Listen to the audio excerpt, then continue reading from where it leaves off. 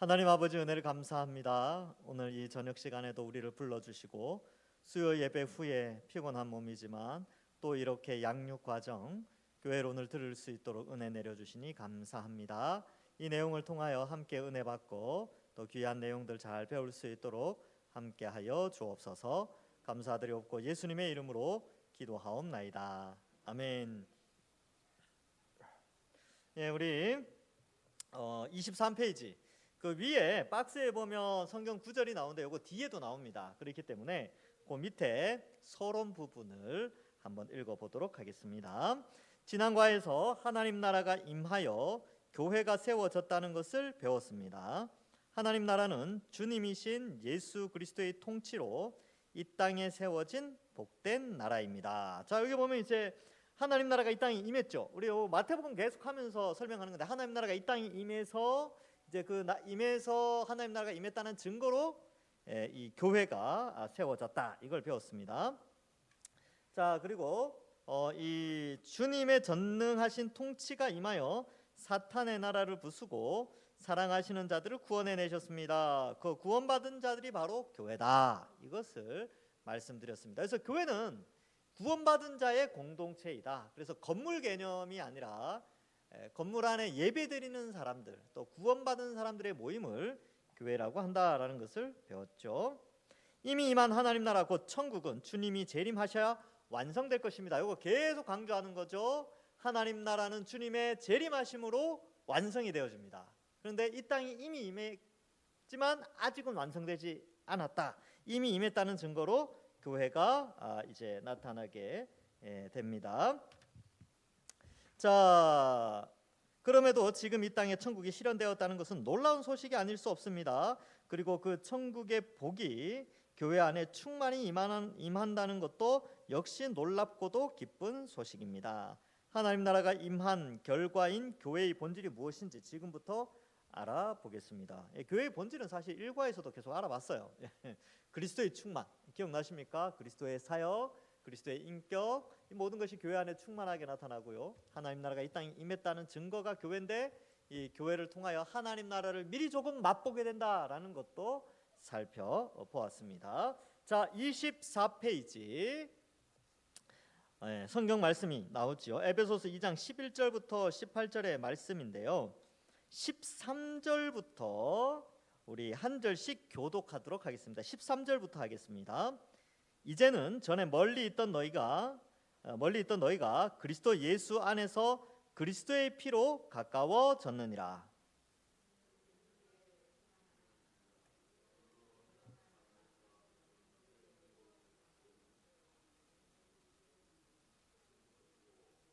예, 목소리를 잘 맞춰주시면 감사하겠습니다.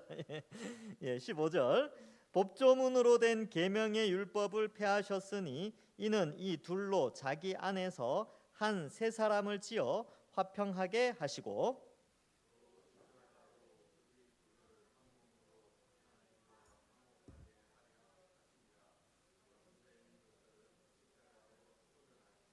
또 오셔서 먼 데 있는 너희에게 평안을 전하시고 가까운 데 있는 자들에게 평안을 정하셨으니 이는 그로 말미암아 우리 둘이 한 성령 안에서 하나님께 나아감을 얻게 하려 하심이라.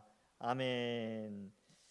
예, 자, 여기에 이제 성경 구절 에베소서 2장 11절부터 18절의 말씀을 우리가 살폈는데요. 이 유명한 구절입니다. 그러면 문제를 한번 읽고 위에 본문을 다시 살펴보도록 하겠습니다. 이방인은 원래 하나님 나라 밖에 있었던 자들입니다.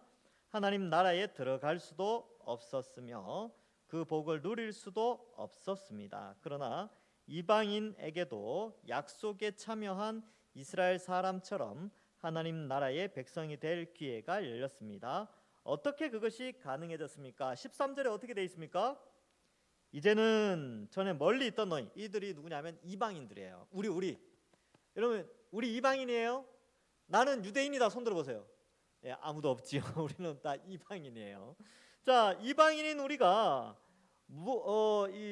어떻게 유대인들, 즉 하나님의 백성들과 하나님의 백성이라고 일컫는 사람들과 가까워졌습니까? 13절에 어떻게 해요? 너희가 그리스도 예수 안에 있는 그리스도의 피로 가까워졌지요. 그래서 그리스도의 피로 가까워졌습니다. 그래서 그리스도의 피 이꼴해서 십자가 형벌 대속 이렇게 써놓으십시오. 어떻게 가능해졌습니까? 그리스도의 피로 가능해졌죠. 그래서 그리스도의 피 그건 뭐냐 하면 십자가 형벌 대속. 일단 그렇게 적어 놓으십시오. 그리스도의 피 십자가 형벌 대속. 그러니까 여러분 십자가는요 결국은 형벌 대속이에요. 형벌을 대신 받는 거예요. 우리가 받아야 될 형벌을 대신 받는 거죠. 그러니까 우리가 하나님을 반역했는데 인류가 하나님을 반역했죠. 하나님 거부하고 하나님 통치를 거부했는데 그 반역죄로 육체의 죽음과 지옥의 고통과 수치의 형벌을 받게 되는데 그 육체의 죽음과 지옥의 수치와 고통의 형벌을 예수님이 십자가에서 대신 받으셨어요. 그래서 그 예수님을 믿는 사람은 그 형벌이 이미 치루어졌다라고 여기고 이 죄 사함을 허락해 주십니다. 그래서 형벌 대속은 많이 있어요. 지금도 형벌 대속이 있습니다. 이제 여기 이제 뭐 예를 들어서 여러분들 손주들이 이제 예를 들면 옆집 차를 이렇게 그었어요. 손주들이 그 눈에도 안 아플 손주들 옆집 차를 그었다니까요. 그러면 어떻게 하겠습니까, 여러분들이? 네가 알아서 해. 너 나가서 일해가지고 아르바이트 해가지고 네가 다 물러줘. 이렇게 하겠습니까? 할아버지 할머니 도와주세요. 그러면 여러분 도와주시겠습니까? 안 도와주시겠습니까? 어떻게 했는지 도와주겠죠. 그래서 공업사 뭐 불러가지고 이렇게 도색하게 하고 뭐 그렇게 할 거 아닙니까? 그죠? 제가 왜 이 말씀을 드리냐면 제가 옛날에 방화동에 살 때가 있었는데 형님 차를 잠시 빌려왔어요. 그때 차가 없을 때인데 형님 차를 빌려와가지고 차를 이렇게 세워놨는데 다음날 나가니까요 십자가 표시가 엄청나게 많이 돼 있는 거예요. 이렇게 누가 이렇게 했냐면 그 앞 빌라에 사는 앞 그 집에 사는 그 아이가 못으로 그림을 그린 거죠. 그래서 곱하기 그림도 하고 십자가 그림도 그려놓고 뭐 산 그림도 그려놓고 차에 그렇게 다 해. 내 차도 아닌데. 근데 그 할머니가 연락이 온 거예요. 미안하다고. 좀 솔직하시죠, 그죠? 아까 모르고 그냥 가는 사람도 있는데 전화가 와가지고 우리 손자가 그거 했는데 미안하다고. 그래서 그분이 해주셨어요. 그 도색해가지고 뭐 이제 저야 뭐 이렇게 하는 거 하지 뭐 그 공업사 가면 싸게 하더라고요. 도색 뭐 이렇게 했어요. 근데 그 아이가 갚아준 게 아니고 그 할머니 그쪽에서 다 해줬어요. 그걸 뭐라고 하냐면 형벌 대속이라고 합니다. 대신 해주는 거죠. 그 아이는 아무것도 안 해도 돼요. 그냥 해줬으니까 다 해줬으니까. 마찬가지로 우리도 하나님께 죄를 지어서 우리가 벌 받아야 되는데 예수님이 오셔서 예수님이 우리를 대신해서 벌 받아 주셨어요. 그게 십자가 사건이죠.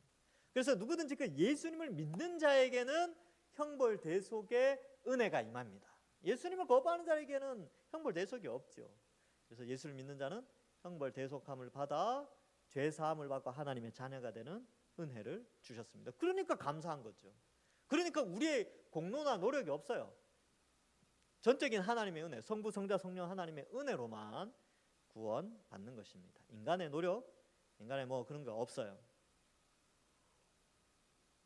자, 근데 우리가 원래 이방인이었죠. 이방인들은 하나님과 좀 멀리 있었고 율법과도 멀리 있었고 뭐 이런 거 잘 멀리 있었어요. 근데 복음으로 말미암아 구원받게 됐고 이제는 이 유대인이든 이방인이든 다 복음으로 말미암아 이 하나님 나라의 백성이 되었습니다.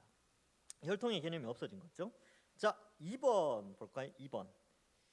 예수 그리스도는 우리를 구원하셨을 뿐만 아니라 교회가 되게 하셨습니다.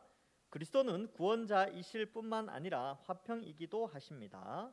죄로 말미암아 근본적으로 분리되고 서로 대적하던 죄인이 그리스도 안에서 하나인 새로운 존재가 되었습니다. 오늘 본문은 교회를 어떻게 묘사합니까? 아래 빈칸을 채우며 답해 보십시오. 2번이 핵심 문제입니다. 이 과의 주제는 한 몸이죠. 한 몸 된 교회 공동체인데 여러분 14절에 교회를 어떻게 묘사하고 있죠? 14절에서 어떻게 됐다고 그래요?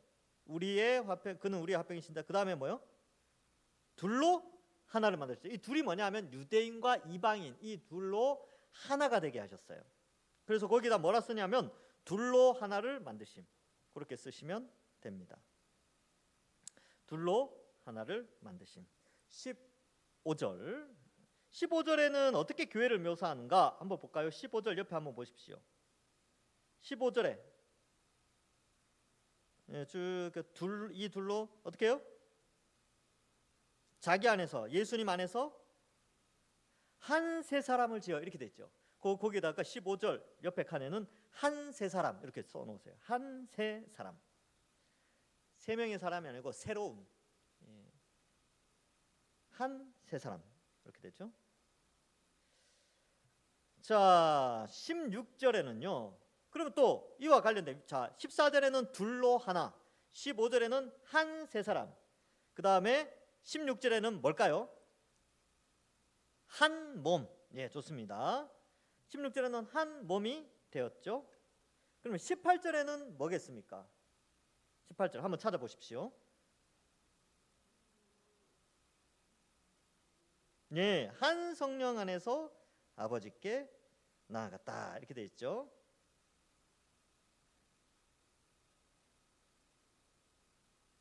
자, 그러면 한번 생각해 봅시다. 여기서 이제 설명을 할게요. 이방인과 유대인, 유대인과 이방인인데 다른 사람이죠. 이제 다른 민족이죠. 다른 민족인데 물과 기름과 같은 그런 성격이었어요. 그러니까 어울릴 수가 없는 존재죠. 마치 흙과 뭐 이제 뭐라 그럴까요? 흙과 자갈 뭐 이런 느낌이에요. 그러니까 이렇게 안 어울린단 말이죠. 그런데 예수 그리스도의 피로, 예수 그리스도의 십자가 형벌도색의 은혜로 그 예수님을 믿는 사람들이 이 둘이 서로 연합을 해버렸어요. 그래서 전혀 다른 새 사람이 되었습니다. 새로운 뉴, 완전히 새로운 사람이 둘이 합쳐져서 형성이 돼버린 거죠. 그러니까 예전에는 명확하게 구분되어졌는데 이제는 구분이 안 되는 거죠. 어떻게 해요? 그리스도로 말미암아 한 몸을 이루어 버렸습니다. 그래서 여러분 과학 시간에 혼합물과 화합물이라는 게 있어요. 혼합물은 뭐냐면 섞여도 변하지 않는 거예요. 그러니까 아까 돌, 자갈과 흙 이거 이렇게 섞으면 이건 혼합물이에요. 화합물은 뭐냐면 두 개가 합쳤는데 전의 모양하고 전혀 다른 모습으로 바뀌는 거예요. 이게 화합물이거든요. 그래서 하여튼 그렇습니다. 자세하게 설명하기 좀 그렇지만 섞으면 뭔가 이렇게 완전히 다른 형태로 변하는 것. 우리가 바로 화합물과 같은 거죠. 그러니까 이방인과 유대인은 옛날에는 혼합물처럼 전혀 같이 있어도 같이 있는 게 아니야. 완전히 나눠져 있었는데 예수 그리스도로 말미암아 이 경계가 무너진 거죠. 없어진 거예요. 그리고 완전히 하나의 새 사람이 돼버린 것입니다. 그래서 하나님의 눈에는 너는 유대인, 너는 이방인이구나 이 개념이 아니고 너도 그리스도인, 너도 그리스도인 이렇게 돼버린 거죠.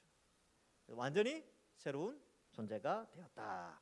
그리고 한 성령 이렇게 되어 있는데 이게 의미가 있습니다. 여러분, 자, 여러분들의 몸이 몇 개예요? 몸이 하나죠. 가끔 몸이 10개였으면 좋을 때가 있겠죠. 바쁠 때는. 근데 우리의 몸은 하나예요. 하나의 몸에 영혼이 몇 개가 있을까요? 그렇죠. 제가 너무나 쉬운 질문을 드렸는데 어려울까봐 혹시 하나가 아닐까 싶어서 의심하신 분들이 있는데 하나의 몸에는 하나의 영혼이 있습니다. 맞죠?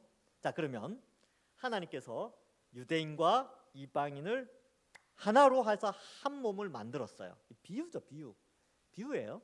한 몸으로 만들었으면 그 한 몸 안에는 영적인 존재가 여러 개가 있을까요? 하나만 있을까요? 하나만 있어야 되죠. 영혼이 하나가 있듯이 한 몸에 영혼이 하나 있듯이 한 몸 안에 한 성령이 있다는 거예요. 그렇죠? 그러니까 두 개의 성령, 세 개의 성령이 있는 게 아니라 우리는 한 몸을 이루었기 때문에 한 성령이 그 몸 속에 있듯이 우리는 같은 성령이 있는 거예요.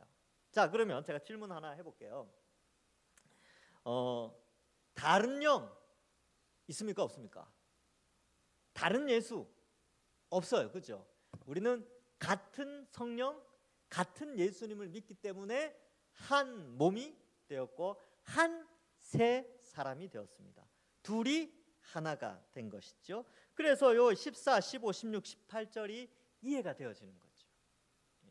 그래서 여러분들 교회 안에서 이제 자라온 환경이나 배경들이 다 다를 수는 있지만요. 근본적으로 머릿속에 가져야 될 생각은, 야, 우리가 원래는 한 성령, 우린 같은 몸인데 한 성령으로 되어져 있으니까 이 몸이 서로 다투는 것은 좀 아닌 것 같다, 이런 생각을 품어야 되죠. 그래서 교회 안에도 갈등이 있을 수 있어요. 왜냐하면 사람들마다 나이도 다르고 지방도 다르고 배워온 환경도 다르고 살아온 환경 다르죠. 예, 사는 곳도 달라요. 예, 그리고 성별도 다르고 다 다른데 갈등이 없을 수는 없어요. 있다니까. 있을 수 있어요. 괜찮습니다. 그런데 그 갈등을 극복해내는 것이 교회 공동체인데, 그 극복해내는 원리 속에 기억해야 될 것이 바로 이 개념이에요. 우리는 분리되지 않는다. 분리되지 않는다. 우리는 한 몸이다. 이 개념이 있어야 되는 것입니다. 그래서 여러분들, 교회 안에는요, 한 몸이라서 다 좀 달라요. 어떤 사람은 손가락의 역할을 하고, 어떤 사람은 손바닥의 역할을 하고, 어떤 사람은 팔꿈치의 역할도 하고, 어떤 사람은 목의 역할도 하고, 어떤 사람은 그죠? 발가락의 역할도 하고, 막 그런 거예요. 역할이 다 다르죠. 그래서 나랑 달라요. 다르기 때문에 갈등이 있을 수 있지만 한 몸이 유기적으로 연결되고 한 성령으로 되어 있기 때문에 서로 한 지체를 이루고 있습니다. 그러니까 갈등이 있어도 어때요? 빨리 극복할 수가 있죠. 세상 공동체는 어떠냐면요, 보기 싫으면 안 나가면 돼요. 거기 안 나가면 돼. 동호회나 이런 데 안 나가면 되잖아요. 근데 교회는 안 나갈 수가 없잖아요. 왜냐하면 한 몸 된 공동체니까. 그리고 그 한 몸 된 공동체 한 성령이 있기 때문에 이 나와서 이 하나다, 하나 되었다라는 개념 때문에 이 갈등을 극복해낼 수 있습니다. 그리고 특별히 뭐 로마서 15장 같은 데 보면 믿음이 강한 자들은 믿음이 연약한 자들을 배려할 수 있어야 돼요. 그래서 그러한 개념이 있는 것이죠. 왜냐하면 우리는 하나이기 때문에, 한 몸이기 때문에. 그래서 교회 안에서 누가 좀 이렇게 이제 나랑 좀 안 맞다, 코드가 안 맞다, 이런 사람이 있다 하더라도 이해해 주셔야 됩니다. 그리고 내 마음대로 하려고 해서도 안 돼요. 배려해주고 이해해주고. 그리고 저도 그렇습니다. 저도 이제 제가 이제 자랄 때에, 저도 20대 때, 저 때는 X세대 이런 용어가 유행했어요. 오렌지족 X세대. 뭐 들어보셨습니까? 다 들어보셨을 것 같아요. 여기 계신 분들은요. 그러면 지금 생각해보면 제가 교회 안에 있을 때 저보다 나이 많은 선배님들이 우리 친구들을 굉장히 잘 이해해 주셨던 것 같아요. 뭐 이렇게 좀 많이 부족했는데 막 이해를 많이 해주셨어요. 여러분들도 마찬가지입니다. 여러분들도 지금은 이제 MZ 세대라고 하죠, 그죠? 그들을 잘 이해해 주셔야 돼요. 왜냐하면 우리 같은 한 가족이거든요. 한 가족이고 특별히 한 몸이기 때문에 믿음이 강한 자는, 마음이 넓은 자는 연약한 자들을 배려해 줄 수 있는 것이 한 몸 된 교회 공동체가 하나를 유지하는 데 굉장히 중요합니다. 잘 배려해 주셔야 되는 거죠. 어린아이들은 어떨까요? 아이들도 마찬가지죠. 그들도 우리의 몸이에요. 영유치부, 유초등부, 중고등부, 청년부 다 같은 한 몸 된 교회 공동체입니다. 그래서 우리가 잘 양육해야 되는 것이죠. 자, 3번 볼까요? 교회는 예수님을 주와 그리스도로 믿는 자들의 단순한 모임이 아닙니다. 신앙의 유익을 위해, 즉 필요에 따라 모인 단체도 아닙니다. 교회는 본질적으로 그리스도 안에서 하나 혹은 한 몸이 된 존재입니다. 한 세 사람을 지어라고 한 것을 보면 하나님은 우리를 그리스도와 합한 존재, 즉 새로운 피조물로 창조하셨음을 알 수 있습니다. 그렇죠? 여기 하나, 한 몸, 한 세 사람. 그래서 새로운 피조물로 창조하셨다. 교회는 창조되었습니다. 그러므로 하나님 아버지께 나아가는 신자의 신앙생활은 개인적인 것이 아닙니다. 이 점은 16절과 18절을 근거로 해서 설명해 보십시오. 이렇게 돼 있죠. 그래서 거기다가 이런 줄을 한번 쳐놔 보세요. 그 질문의 밑에서 둘째 줄에 신자의 신앙생활은 개인적인 것이 아닙니다. 여기 줄 치십시오. 신자의 신앙생활은 개인적인 것이 아닙니다. 왜냐하면 한 몸이고 18절에 보면 한 성령이기 때문에. 그런데 이걸 이제 설명할 테니까 들어보세요. 자, 여러분, 제 이 몸에 한 몸에 한 영혼이 있죠. 그런데 손가락이 만약에 이렇게 딱 잘려졌어요. 아유, 아프겠죠, 그죠?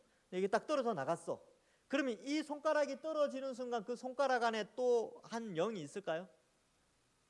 거기에? 거기 성령이 없죠. 거기 성령이 없죠. 몸에 붙어 있어야 한 성령으로 연합된 한 몸 공동체가 되는 거예요.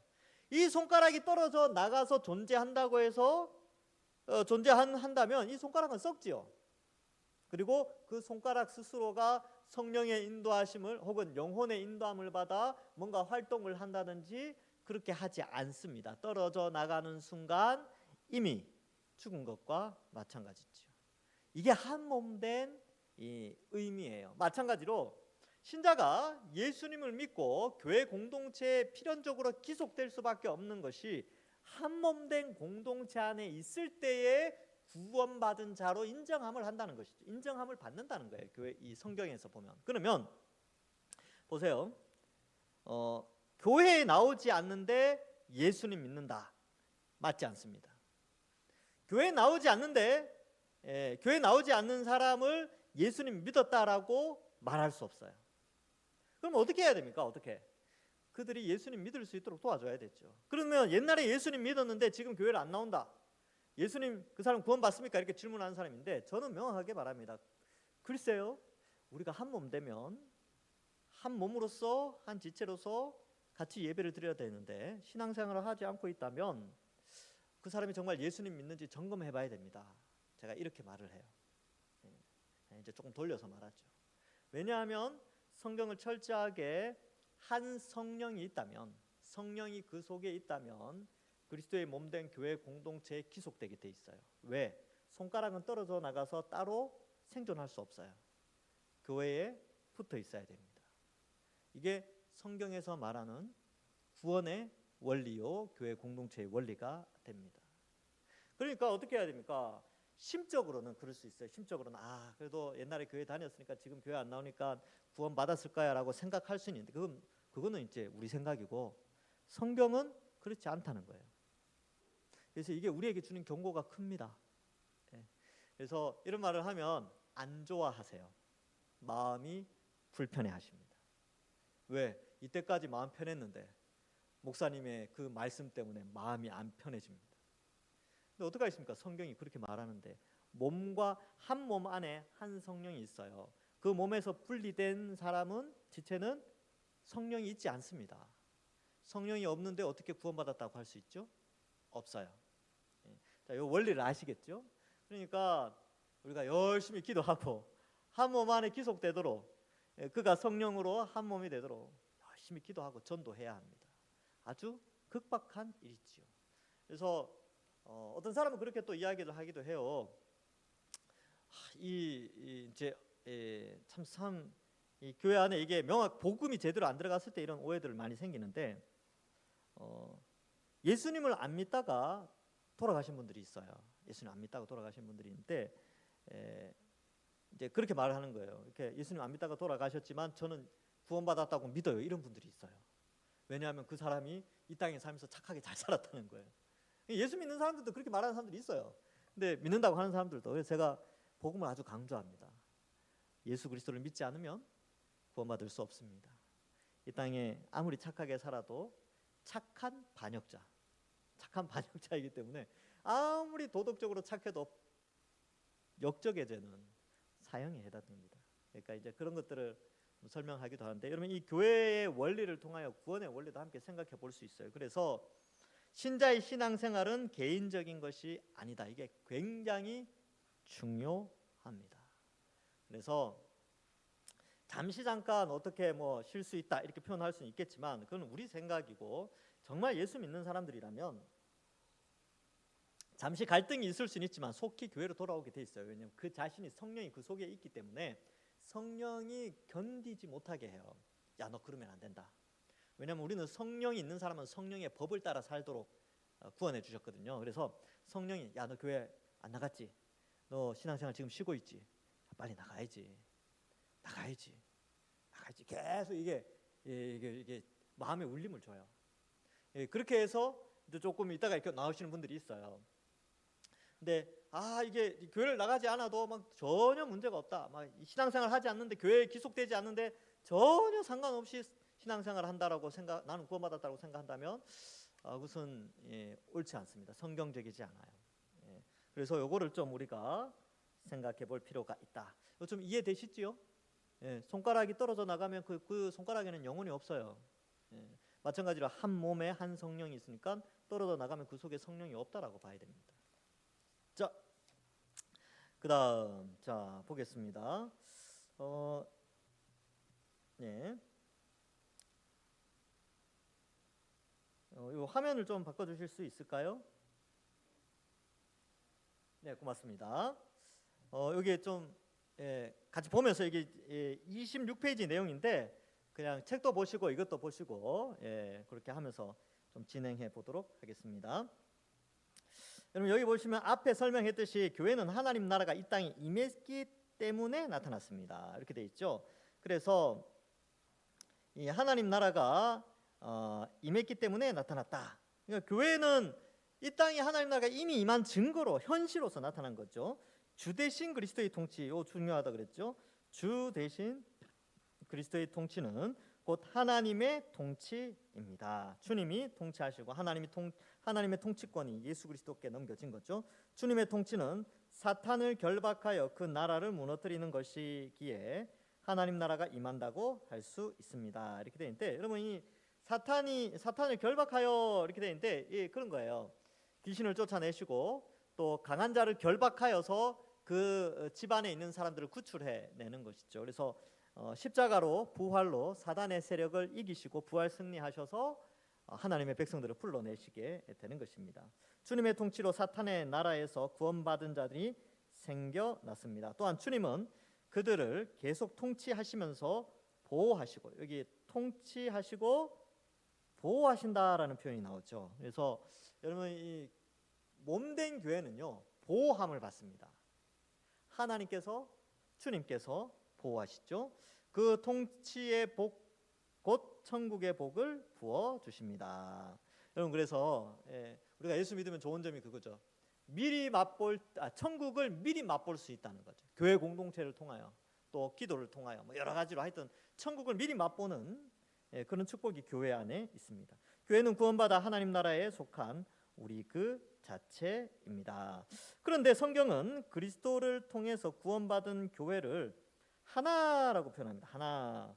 하나라고 표현합니다. 이 하나라는 의미는 그냥 단순히 서로 사랑한다거나 어떤 일을 같이 한다는 것이 아닙니다. 왜냐하면 하나인 교회를 한 세 사람 계속 반복되죠.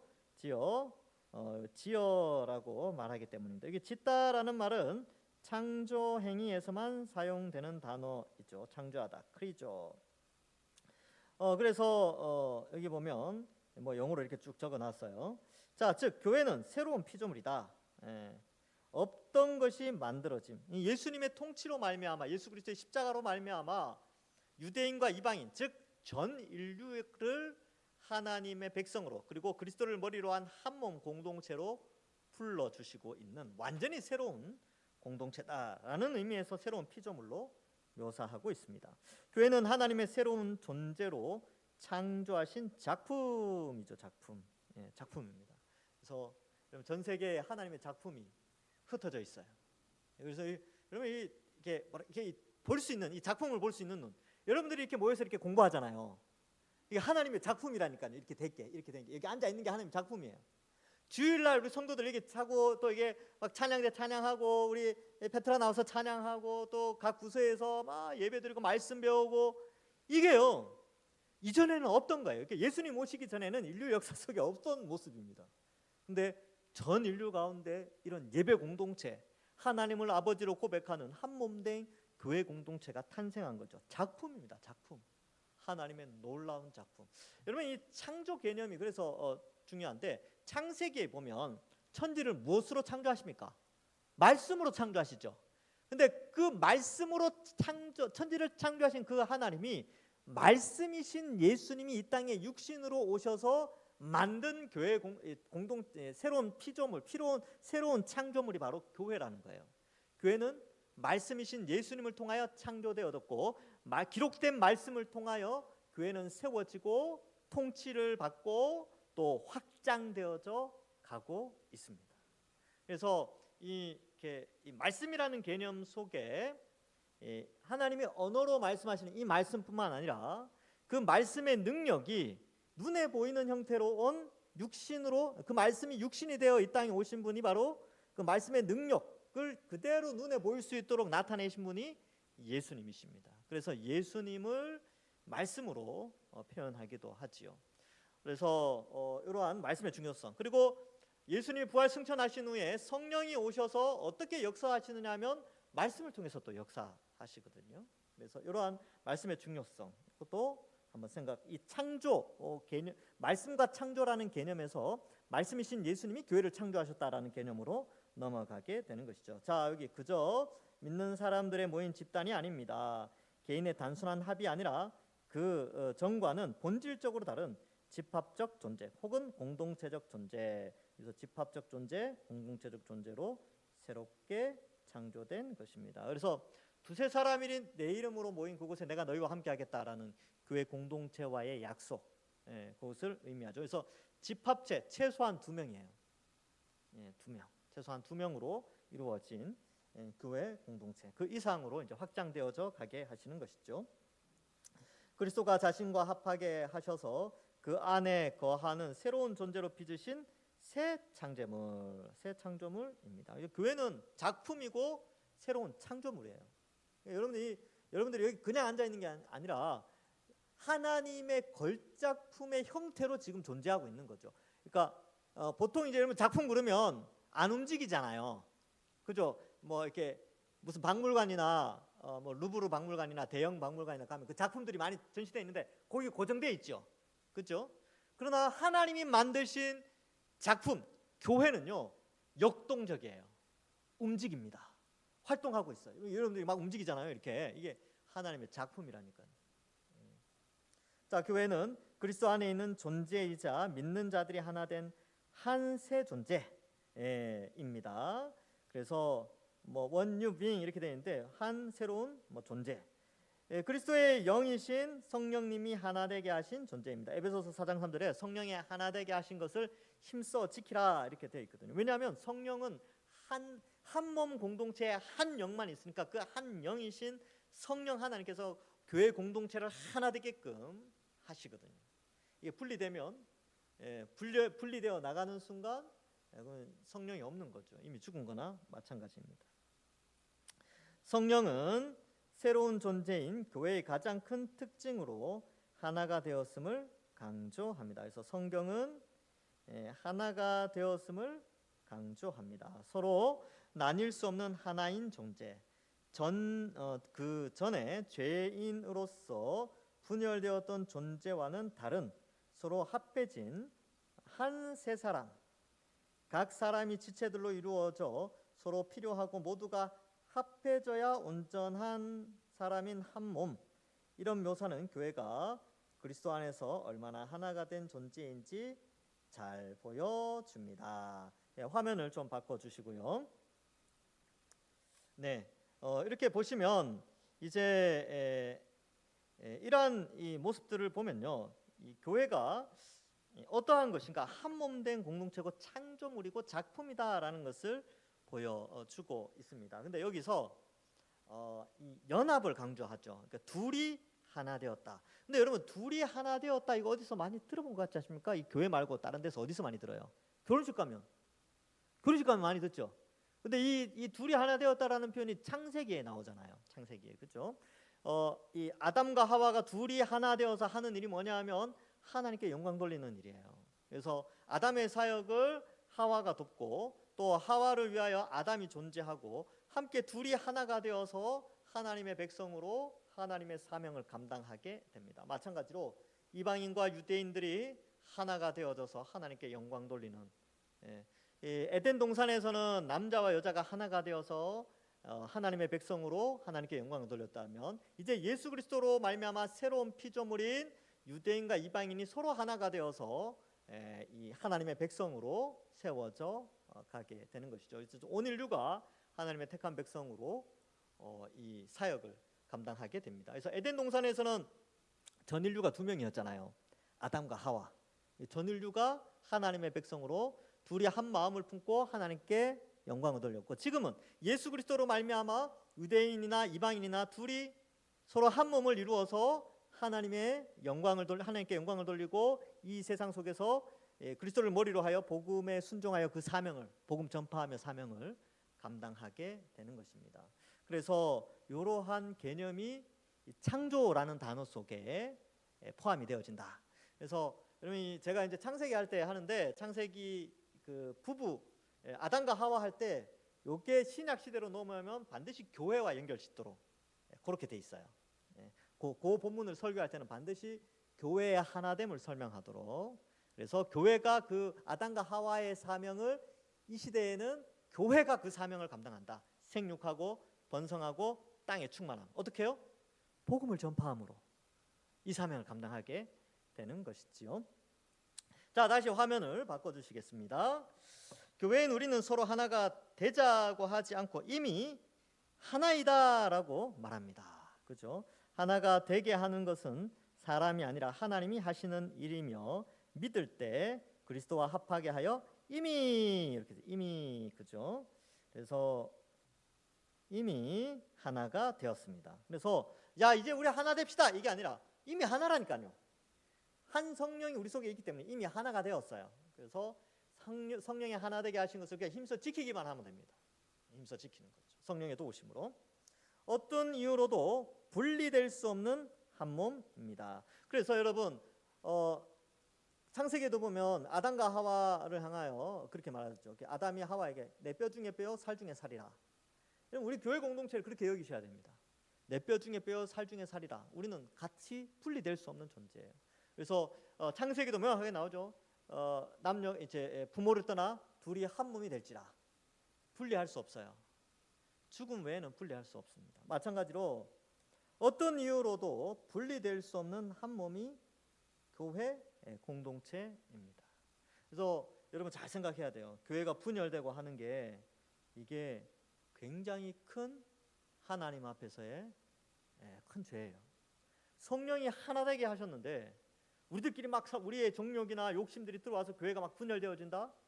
이거 심각한 위기입니다. 그래서 우리 그리스도인들은 교회를 분열 없이 잘 지켜내도록 노력을 많이 해야 하는 것이죠. 쉽지가 않아요. 역사 속에 보면 또 지금의 이제 우리 교회는 그래도 큰 분열이 없었어요. 큰 분열이 없었지만 큰 분열이 있는 교회들이 간혹 있어요. 좀 마음이 아픕니다. 자, 그래서 교회는 분리될 수 없는 한 몸이다. 이게 한 몸입니다. 그리스도의 교회가 하나이기에 교회도 그리스도 안에서 하나입니다. 그래서 이 예수 그리스도를 중심으로 성경 말씀에 근거하여 올바른 진리 체계 안에서의 하나예요. 이단들은 교회가 아니에요. 이단은 교회가 아니고 타 종교도 교회가 아닙니다. 그리스도를 믿는 자들이 아니에요. 그래서 예수 그리스도의 십자가만으로 성경의 올바른 해석을 통하여 신앙을 가진 우리가 한 몸을 이루게 되지요. 그리고 교회도 그리스도 안에서 하나이다. 그러면 이제 이런 건 있을 수 있죠. 그럼 타교 교단으로 막 나눠진 거 있잖아요. 이런 현상들, 이렇게 성결교단, 감리교단, 그죠? 또 장로교단 안에도 합동, 고신, 장신, 백석, 이렇게 막 나눠져 있단 말이지요. 이런 걸 볼 때 좀 사실 이게 좋지는 않아요. 좋지는 않습니다. 하나님이 마음 아파하시겠죠. 그러나 진리 체계 안에서는 같이 때로는 연합할 때도 있어야 하는 것입니다. 그래서 좀 이 성경의 해석이나 정치적인 갈등 이런 걸로 인하여서 막 갈려지고 그랬는데 좀 안타깝습니다. 안타깝긴 해요. 그래서 이런 건 있을 수 있죠. 각 교단마다 해석이 조금씩 다른데 요 부분은 이단이라고 할 수 없지만 요건 요렇게 해석을 했으니까 요쪽으로 가고 이것도 요렇게 해석할 수도 있겠다. 해석이 나눠질 수도 있는 것입니다. 저도 이제 이 말씀을 연구하다 보니까 신학자들이 이렇게 등장하잖아요. 신학자들의 책들을 많이 참고하거든요. 다 존경받는 개혁주의 신학자들인데 한 구절을 두고 너무나 다양하게 해석하는 걸 봤어요. 그래서 이 같은 개혁주의지만 이렇게 이 성경 해석에 있어서는 조금 헬라어의 이 헬라어를 어떤 순서로 번역하느냐에 따라서 해석이 좀 달라지기도 하는구나. 그리고 요거는 이제 진리 안에서 다양성을 조금 인정해 줄 수 있는 부분이죠. 근데 완전히 벗어나는 것은 안 된다. 그런 의미가 있습니다. 그래서 좀 안타깝지만 또 어떻게 볼까요? 또 교단이 분리되면서 또 성경을 연구하는 폭은 좀 넓어졌어요. 많이 넓어졌고 그러나 좀 안타깝긴 한, 그러나 서로 막 이렇게 험담을 하거나 그런 것보다 서로 간에 해석을 존중해주고 교단의 그 고유성을 좀 존중해줄 필요는 있겠다. 그런 생각을 합니다. 그런데 자신의 교단의 정체성을 잃어버리지 않는 상태에서 잊어버리지 않고 타 교단의 어떤 그런 장점은 이해하고 타 교단의 약점은 또 이제 분별할 줄 아는 그런 시각이 우리에게 좀 필요한 것이지요. 자, 봅시다. 그러므로 신자의 근본적인 정체성은 개인이라기보다는 교회입니다. 그래서 나는 교인이다. 이게 중요한 거죠. 나는 하나님의 자녀야. 이것도 중요한데 그거 중요해요. 하나님 자녀인데 나는 성도다. 성도라는 공동체의 일부, 성도다. 공동체 의식이 중요하다. 교회일 때만 온전한 사람이며 하나님의 형상으로 회복된 존재이기 때문입니다. 즉 한 몸이기 때문에 한 몸 안에 붙어 있어야 온전한 회복된 존재가 돼요. 떨어져서는 존재할 수 없다는 것이죠. 신자는 자신을 교회로, 즉 다른 지체들과 한 몸을 이룬 자로 생각하며 행하는 것이 더 자연스럽습니다. 하나된 집합적 존재, 공동체적 존재로 재창조되었기 때문입니다. 이것이 교회로 존재하는 신자의 마땅한 바입니다. 교회로 존재하는 신자의 마땅한 바. 그러니까 여러분 우리는 교회를 떠나서 신앙생활을 할 수가 없어요. 그래서 교회에 기속되어져서 신앙이 유지되어집니다. 그래서 교회가 중요하죠. 하나된 교회를 인정하지 않고 개인주의적 신앙생활을 하려는 것은 뭐라고요? 죄입니다. 그러니까 나는 교회를 안 나갈 거야, 나 혼자 신앙생활 할 거야 라는 것은 성경에서 말하는 한 몸된 교회 공동체, 예수 그리스도의 피로 이방인과 유대인들이 연합되어져서 한 몸을 이루어 이 귀한 사명을 감당하는 것을 거부하는 것과 같기 때문에 죄가 되는 것입니다. 그래서 주변에 누가 집에서 혼자 신앙생활 한다 그러면 우리 이 부분을 부드럽게 잘 설명해 주십시오. 그래서 그래도 성경은 신앙생활은 한 몸, 교회 한 몸 공동체로 그리스도를 머리로 한 한 몸이기 때문에 이 한 몸에 소속되어야 구원받은 것이지, 이 한 몸된 교회 공동체에서 떨어져 나갔을 때 구원에 대해서는 다시 생각해 봐야 된다, 이렇게 권면을 해야 되는 것입니다. 자, 이기적인 태도로 자기 자신이나 자신의 혈연적 가족만을 돌보는 것은 심각한 죄입니다. 이렇게 되어 있죠. 그래서 공동체를 함께 돌봐야 된다는 것이죠. 이것은 자신의 정체성을 부정할 뿐 아니라 교회 자체를 부정하는 것입니다. 그러니까 개인주의적 신앙생활, 나만, 그러니까 다른 사람과 상관없는 나만의 어떤 그런 것은 죄가 될 수 있어요. 그래서 교회 자체를 부정하는 것입니다. 교회 안에 이제 그런 사람들이 있지요. 간섭하지 마라, 내가 알아서 하겠다라고 하는데 연약해서 그럴 수 있습니다. 근데 그런 분들이 그래도 교회는 잘 나와요. 이게 아직 연약해서 그래요. 그러니까 어쨌든 몸에 붙어 있는 거거든요. 활동을 잘 안 해서 그렇지. 그래서 그런 분들은 좀 연약하구나.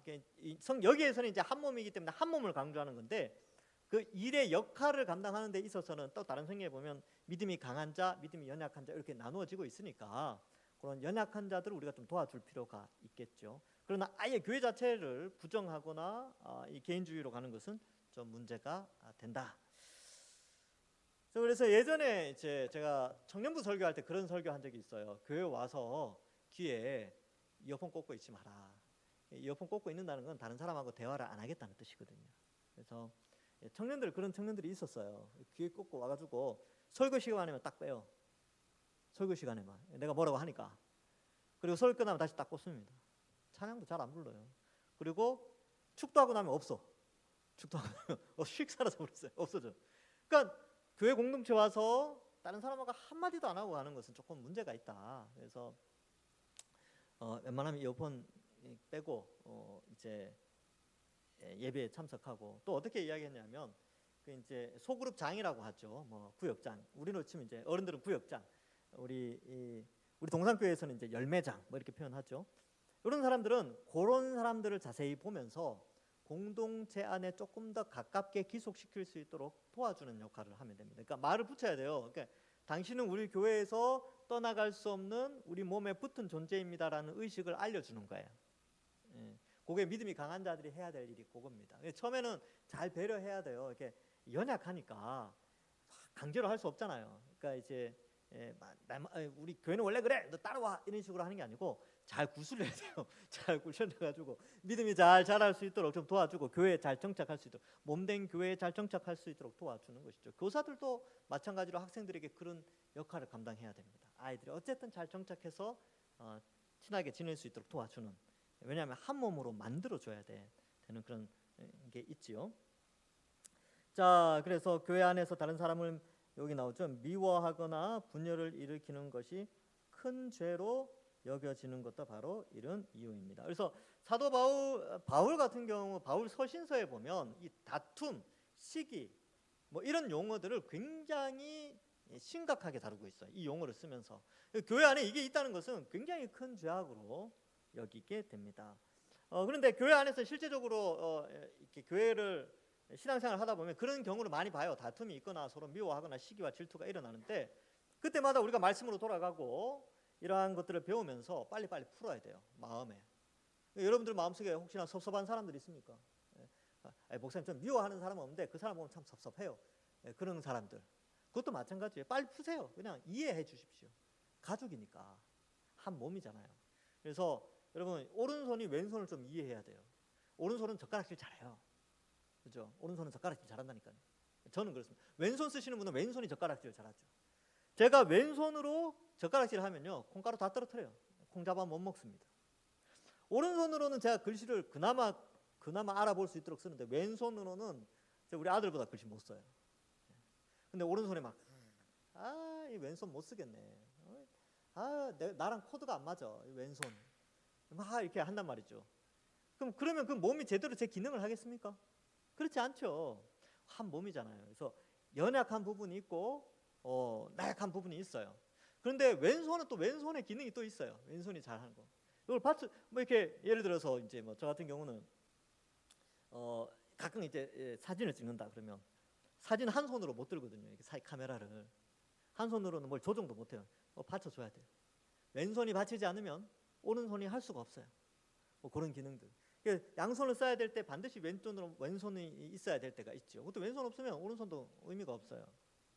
그처럼 교회 안에는 믿음이 강한 자도 있고 연약한 자도 있고, 이런 일을 하시는 분들도 있고 이런 일을 하시는 다양한 은사들로 나누어져 있는 것입니다. 그렇기 때문에 미워하거나 분열하거나 무시하거나 그래서도 안 된다.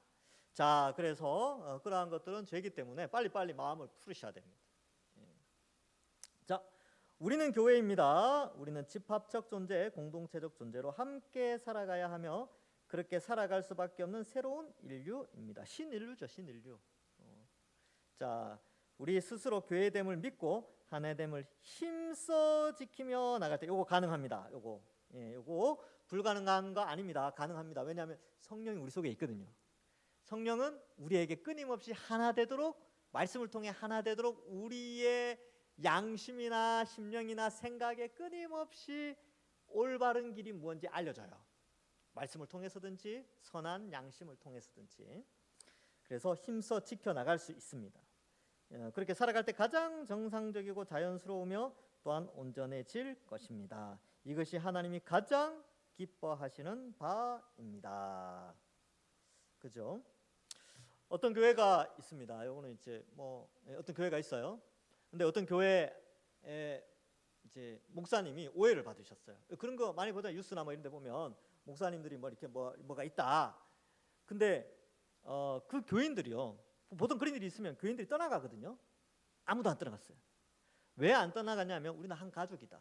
그리고 반드시 이 문제에 대해서는 성경적으로 평가해 볼 것이다. 그리고 모든 것을 객관적인 눈으로 하자.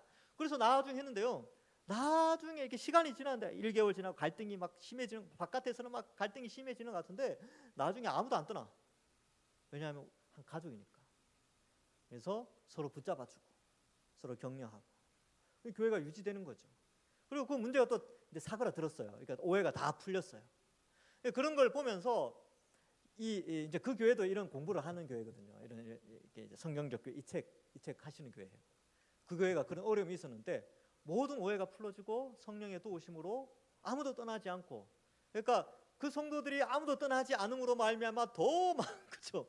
야, 우리는 살아있는 교회야. 역시 우리 교회는 참 좋은 교회야. 그래서 교육이 그만큼 중요한데, 그렇게 이러한 교육들을 잘 받으니까 갈등이 충분히 일어날 수 있고, 사탄이 마귀가 얼마든지 틈탈 수 있는 환경 속에서도 서로 떠나지 않고 서로 격려하고 오해를 풀고, 또 어떤 사람은 또 사과하기도 하고, 사과함을 아주 당연하게 받아들이고 이해해주고 연약한 데를 붙잡아주고. 큰 교회는 아니에요. 큰 교회는 아닌데 우리 교회하고 사이즈는 비슷합니다만 조금 뭐 적거나 뭐 그래요. 하여튼 그런데 안 떠나가요. 신기하더라고요. 그래서 제가 오늘 이제 통화를 하면서 그 이야기를 들으면서 제가 오늘 통화를 했거든요. 와, 하나님 은혜다. 그리고 교육이 이렇게 중요하구나. 그 교회는 우리보다 훨씬 길게 거의 10년 이상을 이제 교육을 해왔거든요. 그러니까 이 말씀이 들어가니까 약간의 분열의 그런 요소, 사단이 얼마든지 틈탈 수 있는데도 하나님이 그 교회를 지켜나가는구나. 우리 교회도 이제 그런 교회가 이미 되었고 앞으로 더 견고한 교회가 될 겁니다. 저는 기대가 있어요. 여러분, 지금보다 훨씬 더 견고해질 겁니다. 말씀이 들어가면 그렇게 돼요. 오늘은 여기까지 하겠습니다. 제가 우리 같이 마침 기도하고 마칠까요? 우리 어떻게 기도하냐면, 우리 한 몸 교회예요. 우리 동산교회는 한 몸입니다. 한 몸이에요. 우리가 다른 교회까지 신경 쓸 만한 여력은 없어요. 그렇죠? 그러니까 우리 동산교회 안에서만이라도 한 몸 된 교회 공동체로 우리가 연약한 자들을 배려하고 이해해주고, 또 믿음이 강한 자들은 또 더욱더 서로 사랑하고 뜨겁게 이해하고, 또 우리 동산교회는 하나님이 만드신 작품입니다. 작품. 우리가 주일날 이렇게 모이는 것도 작품 현상이에요. 하나님이 만들어 놓은 작품의 하나의 역동적인 작품입니다. 이게 오늘 신기하지 않습니까? 그죠? 주일날 이렇게 오는 거 보면 여러분, 이 밤에 여기 있는 것도 신기한 일이에요. 여기 계시는 것도 이것도 작품 현상, 하나님이 창조하신 작품 현상이에요. 그래서 이 동산교회가 더욱더 하나님의 아름다운 작품으로 성장해 나가고 발전해 나갈 수 있도록 또 기도하시고, 우리가 한 성령으로 하나 되어서 더욱더 공동체적 존재로서의 교회가 세워지도록, 우리 교회 안에서는 개인주의가 조금씩 극복되어지는 성장하는 교회가 되도록. 그런 사람도 있을 수 있어요, 연약하니까. 그러나 점점 자라가면서 교회 공동체 안으로 한 몸 공동체로 이렇게 자라가는 그런 아름다운 교회가 되게 해달라고 이 시간 잠깐 기도하고 제가 마친 기도하고 마치겠습니다. 함께 기도하겠습니다. 하나님 아버지, 은혜를 감사합니다. 주님의 은혜로 인도하여 주시고 우리를 붙잡으시고 온전케 하여 주시니 감사합니다. 하나님, 이 세상에 많은 교회들이 있지만 아버지 하나님, 우리가 오늘 말씀을 통하여서 우리가 함께 배우는 것은 우리가 한 몸이요, 한 지체요, 한 세 사람이요, 한 성령 안에 또 서로 갈등의 공동체가 아니라 바로 한 몸 된 공동체라는 것을 깨닫고, 예수님께서 말씀이신 예수님이 창조하신 교회 공동체임을 깨닫게 하여 주시니 감사합니다. 이제 둘이 하나 되어 한 몸을 이룬 것과 같은 우리 교회 공동체가 나누어진 자들이 아니라 이제 한 몸이 되어서 하나님의 거룩한 사명을 감당하는 새로운 피조물로서 이 땅을 살아가는 귀한 교회 공동체 될 수 있도록 축복하여 주시옵소서. 하나님, 우리 동산교회를 사랑하여 주시고 한 성령 하나님께서 우리의 심령 가운데 말씀으로 역사하셔서 우리 성도들 서로 한 지체로서 뜨겁게 서로 사랑하며, 또 이러한 하나님의 창조의 작품임을 알고 예수 그리스도의 십자가로 말미암아 그리스도의 피로 말미암아 작품으로 탄생한 교회임을 알고, 이제 이 교회가 더욱더 멋지게 이 작품 영역을 확장하며 성장해가는 그런 우리 동산교회가 될 수 있도록 인도하여 주시옵소서. 하나님, 우리 동산교회가 아버지 앞으로 더욱더 공동체적 존재로서 공동체적 삶을 살아갈 수 있도록 인도하시고, 아버지 하나님이여 더욱더 하나님 나라를 향하여 굳건히 서 나가고, 아버지 하나님이여 그 어떤 갈등과 시기와 질투 그러한 모습들도 잘 극복해내는 아름다운 교회가 될 수 있도록 인도하여 주시옵소서. 그리하여 정말 하나님께서 칭찬하시는 교회, 이 마지막 때에 하나님이여 이 땅에서 믿음을 볼 수 있는 교회가 될 수 있도록 주님께서 붙잡아 주시옵소서. 그래서 하나님이 가장 기뻐하시는 가장 정상적이며 자연스러우며 함께 집합적 공동체로 한 뜻으로 살아가는 귀한 공동체가 될 수 있도록 우리 동산교회를 지켜 주시옵소서. 2024년보다 1년 후, 5년 후, 10년 후가 더 견고해지고 더 뜨겁게 서로 사랑하며 더 강한 몸으로 자라나는 그러한 우리 동산교회가 될 수 있도록 더욱더 앞으로 인도하여 주옵소서. 하나님 아버지 은혜를 감사합니다. 우리를 택하여 구원하여 주시고 그리스도를 머리로 한 몸 공동체로 우리를 세워주시니 감사합니다. 우리 동산교회가 이제 조금 더 자라게 하시고 몸도 어린아이에서 어른으로 자라가듯이 우리 동산교회도 이제 조금씩 더욱더 이때까지 잘 자라왔사오니 앞으로도 더 잘 자라갈 수 있도록 하나님께서 축복하여 주시옵소서. 한 몸 공동체로 하나님이 이렇게 아름답게 예수님의 십자가 보혈의 능력으로 창조케 하여 사오니 이 한 몸 된 이 작품으로서의 우리 동산교회가 더욱더 하나님이 기뻐하시는 창조 활동 또 작품 활동을 잘하여 확장하고 성장하는 교회 되게 하시고 더욱더 이 세속 사회 속에서 빛과 소금의 역할 잘 감당하는 우리 공동체 되게 하여 주시옵소서. 돌아가는 발길도 지켜주시고 더욱더 하나님 은혜 가운데 이번 한 주간도 우리 성도들 지켜주실 줄 믿사오며 예수님의 이름으로 기도하옵나이다. 아멘. 수고하셨습니다.